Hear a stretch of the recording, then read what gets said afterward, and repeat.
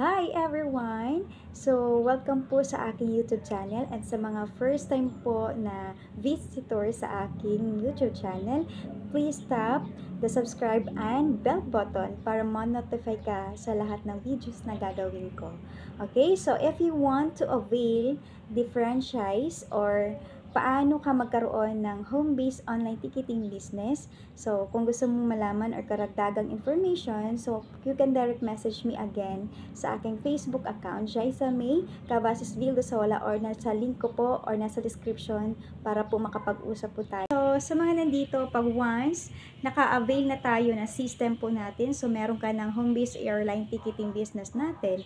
So, itong pinakamaganda kasi nga, you can book everywhere na talaga. So, ngayon, so ipapakita naman namin kung ano ang meron dito. Okay, so ito yung booking guide. So once you have a system po.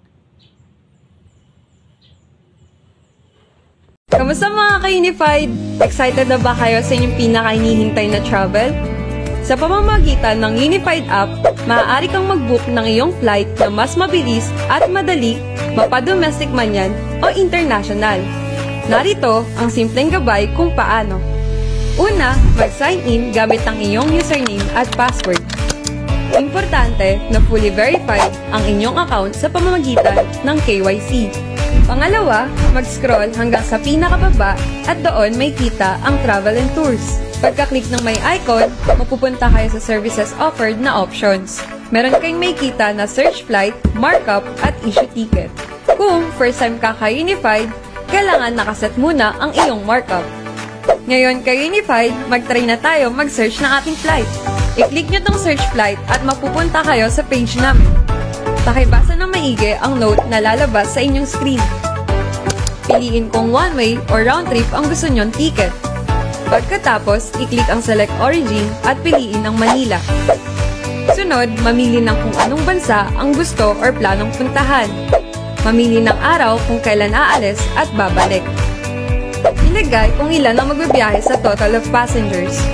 Pagkatapos, mag-scroll pababa hanggang sa makita ang select an airline. Mamili ng airline ng inyong gusto o pwede rin naman i-click ang option na any. Kapag nakapili na ng airline, i-click ang select cabin class at piliin ang any. I-review ang detalye at kapag okay na, pwede nyo nang i-click ang search flight na tab sa pinaka-ibaba. Pumili ng gustong oras ng inyong flight. Pagkatapos, ilagay ang mga detalye.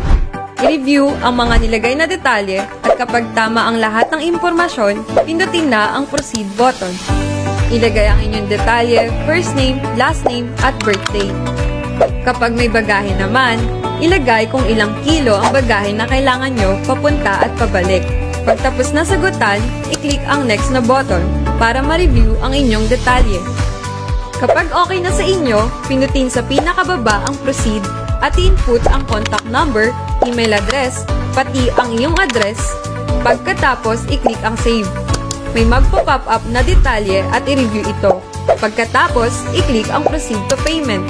Mag-scroll sa pinakababa at i-click ang my wallet. Ilagay ang inyong transaction password at kapag ready na, i-click ang confirm payment. O diba, ganun lang kadali mag-book ng flight gamit ang Unified app. Enjoy your trip!